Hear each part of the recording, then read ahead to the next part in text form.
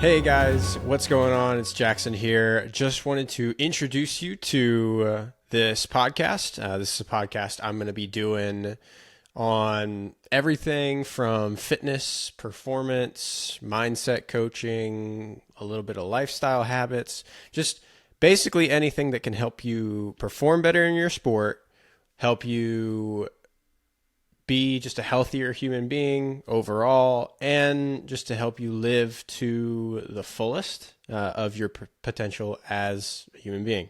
So, with that in mind, essentially what this is we're going to go through everything. I'm going to be doing a little bit of monologuing like I am today.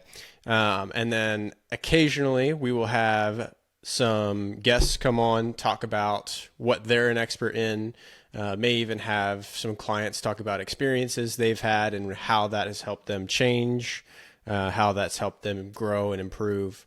And hopefully you guys will be able to get something out of this. So with that in mind, today, the one thing I am going to talk about is finding your motivation. This is an interesting topic because it's something that I don't necessarily think everyone can find. Like, not everybody is in the space, in the mental space, or in the time in their lives where they're going to actually find and have and be able to keep the motivation to change their fitness routine, change their eating habits, become a healthier person. And the reason being, motivation is very transient. So internal motivation, external motivation especially, is very transient when you're doing something for someone else.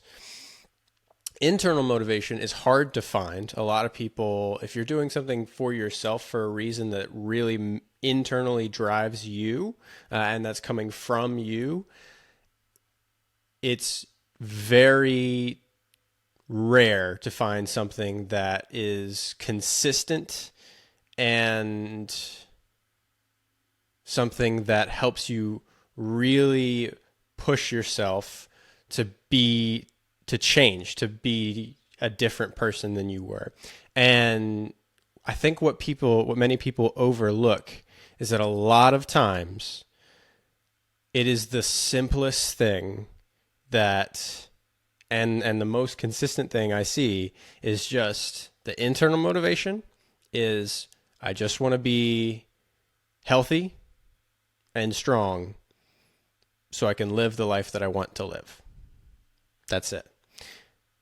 Most people don't get to that point until they're retired. Most people. If you're somebody who already has that, that is fantastic. That is awesome. If you're someone who's struggling to reach for that and see that, you almost have to find it externally first before that becomes internal motivation.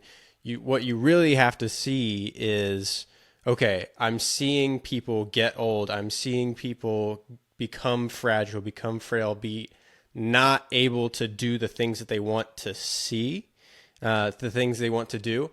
And to see it on a scale, either one in a loved one who's very, very close to you, or two in many, many colleagues or friends or loved ones across the board, where you see just one after another this happening over and over again, right? When people see that, they start to get that external motivation. They say, okay, I spent a lot of time with this person. I model a lot of my habits after this person. If I don't change, then I am going to end up like this person. And they see the effect, you see the effect that that has on themselves as a friend, as a colleague, as a family member, especially.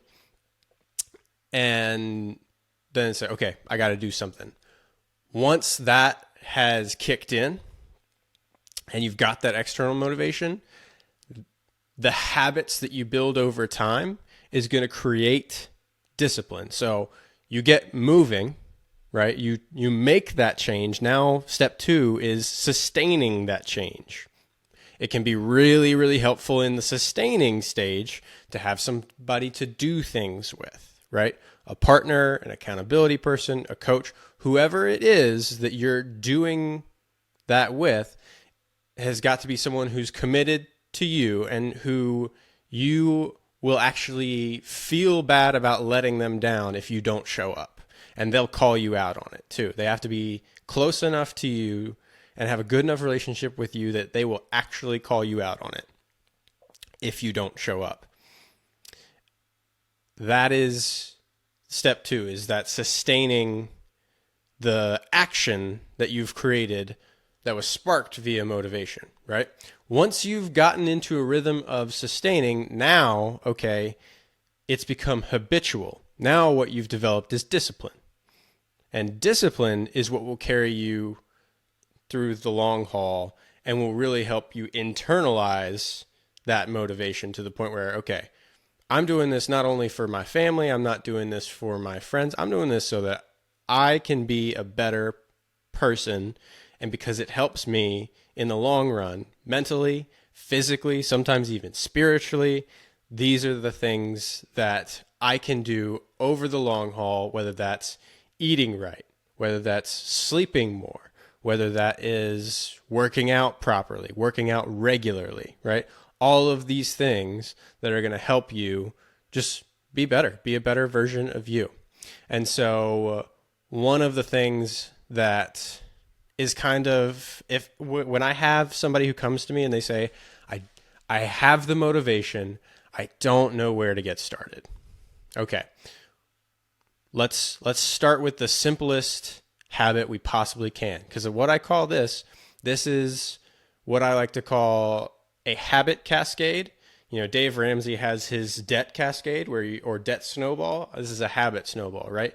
Where he takes the smallest little thing and you do that, and then you take care of the next biggest thing, and you kind of line them up in order, and you go down the list, and you get more and more energized and excited as you go down the list, and as things get more difficult to do, and you use the additional motivation of having actually done something, whether it be small, to build on that. And so habit cascade is essentially what I start with is, okay, let's start with movement. Okay. Let's start with a couple of the simplest movements you can. So low hanging fruit here. I ask people to get out of bed in the morning and to do 10 toe touches before they do anything else. So the first thing in the morning, you get out of bed. If your partner, sleeps late, get out of bed, go to another room, do 10 toe touches. Big inhale as you come up, exhale on the way down. You're doing your 10 toe touches. Okay. And what this does for us is it just gets the blood flowing, helps us stretch a little bit. We're doing it dynamically. So we're stretching a little bit, building some flexibility, and it just gets you that first habit, right? That you're saying, okay, I'm going to warm up for my day. I'm going to move intentionally, and I'm going to do something for me first thing. Okay. That's the first thing. Next thing is walking. Can I find 3, maybe 4 times a week, 4 evenings a week where I go for a 5, 10, or 20-minute walk? Doesn't have to be 20. If all you have is 5, go for 5. Any movement's better than no movement. And so what I recommend is those 2 things. All right.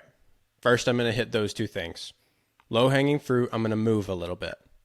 Okay. If I'm not moving, that's 1 step ahead of where I was, right? If I'm moving a little bit and I add this, now I'm moving a little bit more, right? So I've taken that first step. The next thing, the next biggest snowball that I say is, okay, let's talk about what we're drinking, right? Are we taking in a lot of alcohol? Are we taking in a lot of soda? Are we taking in just a lot of sugar through whether that's juice, which can surprisingly be pretty high in sugar in a lot of ways. Most moms are aware of this or have become more aware of this. And I think So one of the things that I'll do is I'll say, okay, what drinks what are we taking in throughout the day? Even if it's coffee, if you're somebody who gets coffee that tastes more like sugar, we might reevaluate that. And so I say, okay, of what you're drinking now, how many of those can we make water? Just straight water throughout the day. Can we get to that gallon and a half of water each day? Right? That's the next habit. Is just drink more water.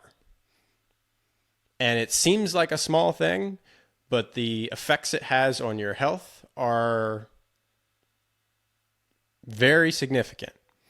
Your body's made of more water than anything. And so it's almost impossible for you to function well without water. So you will feel the effects of more water immediately. You'll be going to the bathroom more, but you will notice the difference. And so that's that next step. The next like small cascade habit that's important is when I start talking to people about their sleep. Now, parents of young kids, take all this with a grain of salt because I am not a parent myself, but I understand there are times where you just are not going to get the sleep you need. Okay? Understand that completely. Who I'm talking to in this regard is really anyone who finds themselves mindlessly scrolling on their phone the last hour or more before going to bed, or even finds himself staying up for multiple hours on their phone. This is something that is controllable. It is something that is a seemingly small thing, but the minute you begin to monitor it and actively attempt to change that habit, you will find that A, not only does your sleep improve, B, your mental health will actually improve significantly. And we know this from studies done with kids, where kids, if they spend 3 or more hours on their phone, they have a 30% increase in their risk of mental health issues, right? Compared to those kids who spend an hour or less per day on their phone. And so that is something that is important to recognize and important to change. Because not only are we want to shoot for that 7 to 8 hours of sleep per night. And if you're not getting that and you are spending that time on your phone each night right before bed, it's probably one of the biggest things you can do to help yourself. So one of the things I did post college was, okay, how do I sleep? How do I make sure my sleep is not the first thing I'm sacrificing? Because typically that is the first thing that most people sacrifice is okay, I got to stay up late. I got to do this work, or I got to stay up late because I want to treat myself, and it's the only control I have is I can control when or how late I go to bed, and I want to take back a little bit of that control. Whereas most people in the morning, they regret that. They regret that choice, and it was a choice to take something back, and instead of capitalizing on it and doing something that is positive for their health, they take it as a negative, right? It's the same reason people go out and people who are working in very stressful environments, they will stay up late and they will party, and you drink on a weekend to enjoy the weekend. But now, okay, Monday morning comes and, what did I really do with my weekend? You don't get that same sense of accomplishment that you get if you were to, go on a hike or go on a trip or just, do something productive, create something. And so those are sort of my 4 low-hanging fruit is we're doing some toe touches. All right, we're going for walks.